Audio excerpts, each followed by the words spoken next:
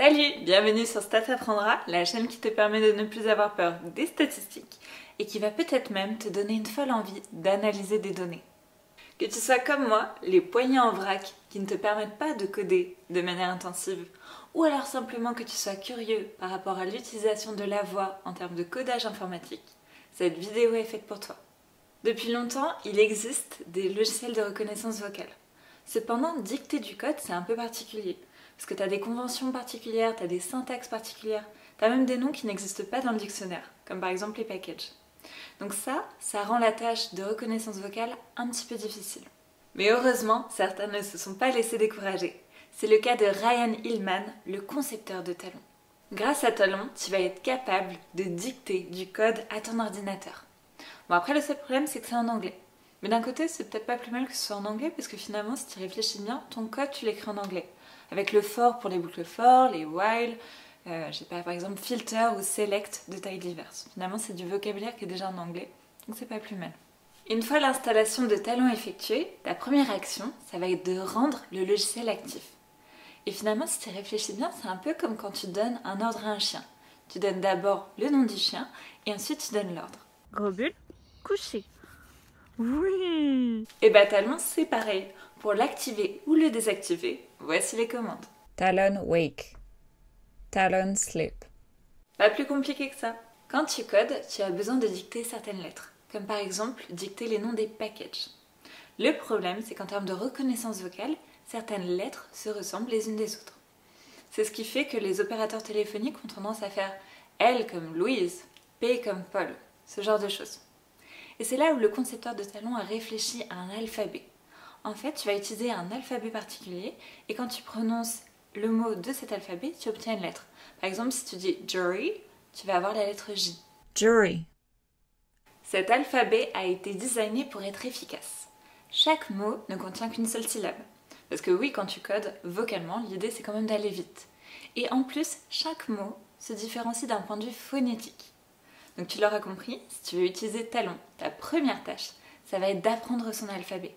Hair, bat, cap, drum, each fine gust. Bon, comme je ne sais pas chanter, on va s'arrêter là, mais tu as compris l'idée.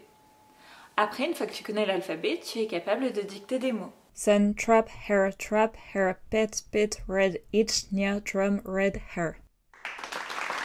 Bon, après, heureusement, tu n'es pas obligé d'épeler tous les mots. Si ces mots existent déjà dans le dictionnaire, tu peux les utiliser en utilisant la commande say ou word. Say table. Say library.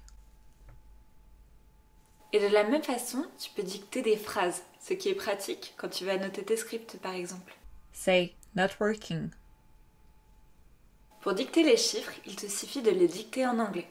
1 space 2. Tu veux dicter un nombre? Il te suffit de dicter les chiffres qui le composent dans l'ordre. 2 0 2 2. Tu peux aussi dicter des symboles ou de la ponctuation. Hash. Parent. Question. Bang. Colon. Pour cela, je te donne plus d'infos en description. Tu veux te déplacer dans ton code comme tu le ferais avec des flèches? Ça aussi, c'est possible avec Talon. Go up. Go down. Go left. Go right. Et si tu veux aller au début de ta ligne, il te suffit de dire Home. Et si tu veux aller à la fin de la ligne, il te suffit de dire End. Avec Talon, tu peux utiliser aussi des commandes, des raccourcis. Pour cela, il te suffit de les dicter. Control cap. End. Enter. Control vest. Et de la même façon, si tu veux récupérer le pipe du package dplyr, tu ferais CTRL SHIFT M, et bien là, ça devient Control shift made. Et encore une fois, de la même façon, tu peux utiliser les touches de ton clavier, par exemple la touche Enter. Et si tu veux run ton script, tu peux utiliser Control enter. Tu as fait une faute de frappe ou de dictée et tu veux effacer ce que tu as mis à gauche, dans ce cas-là, tu as juste à dire Clear left. Bon, après, c'est bien joli tout ça, mais si tu as écrit un mot de 4 lettres, peut-être que tu vas avoir la flemme de dire clear left, clear left, clear left, clear left. Au bout d'un moment, on est d'accord, c'est relou. Alors c'est là où tu peux faire quelque chose différemment. Tu peux le supprimer en une fois avec Clear left 4 times. Et ça, on est d'accord, c'est très pratique sur PowerPoint également. Paste that 20 times. Tu l'auras compris, Talon te permet de faire plein de choses. Et personnellement, je m'y suis mise il y a 2 semaines, donc il y a encore beaucoup de choses que je vais découvrir. Ce qui est bien aussi avec Talon, c'est que tu peux créer tes propres fonctions. Donc ça t'offre finalement un éventail presque infini. Si tu es perdu, que tu as besoin de certains types de fonctionnalités mais que tu ne sais pas les faire, bah là, pas de panique, il existe une communauté très bienveillante que tu peux rejoindre sur Slack. Donc ça, n'hésite pas. Voilà, j'espère que cette vidéo t'a plu. Si c'est le cas, n'hésite pas à mettre un pouce en l'air et à t'abonner si ce n'est pas déjà fait. Si tu veux plus de vidéos sur le sujet, n'hésite pas à m'en faire part en commentaire. Et si tu connais plus de fonctionnalités, n'hésite pas à partager. À bientôt!